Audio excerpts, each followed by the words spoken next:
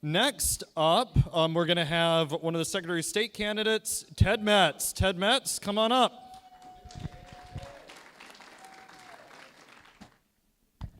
I'm going to hide up here behind the podium so you can't tell that I don't have my shirt tucked in. I am Ted Metz, and my campaign slogan is that I am the least regrettable candidate. And let me tell you why.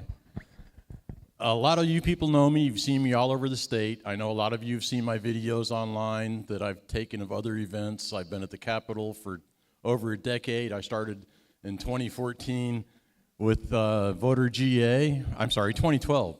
In 2012, I went to the Republican Party with Catherine and Alex and Nathaniel and all those crew with Ron Paul, and I was there until 2014 when I had an opportunity to run for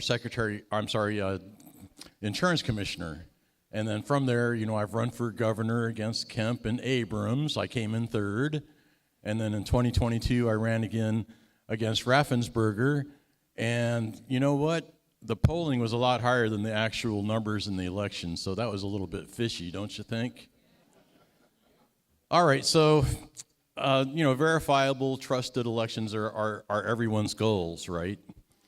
So what we're going to do, let me see, I want to skip through here, and I did write a nice speech, but since I only have 5 minutes, I'm only going to skip through and give you some good portions.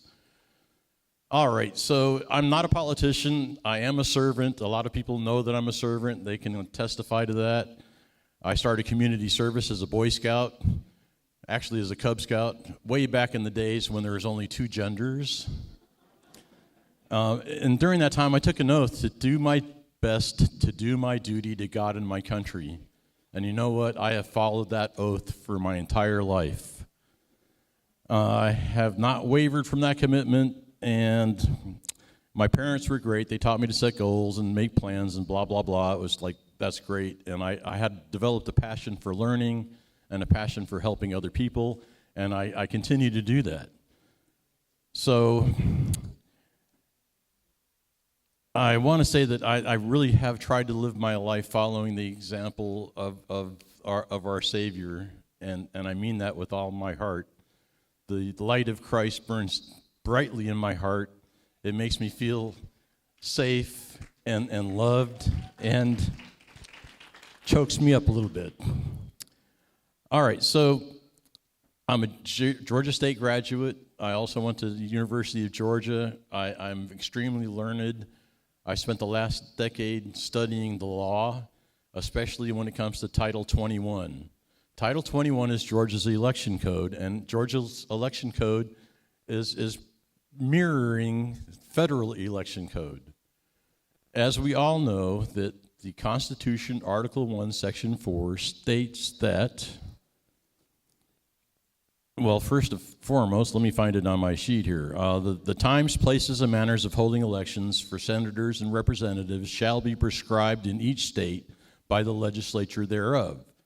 Okay, somebody already made a reference to that, but they forgot the rest of it, which is, but Congress may at any time, by law, make or alter such regulations except for the places of choosing electors or choosing senators. All right, so in Georgia, we know that we have a precinct system. We've got over 2,000 precincts in Georgia, and the precinct system is actually based on militia districts.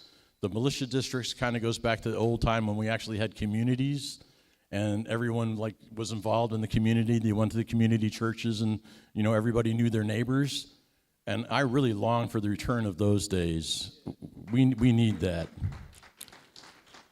So the next thing that we have to address is that the manner of electing our representatives was set by black letter law by Congress in 1899, and the reference is 2 U.S.C. 9, which states all votes for representatives in Congress shall be written on printed or written ballot or voting machine, the use of which has been fully authorized by the state.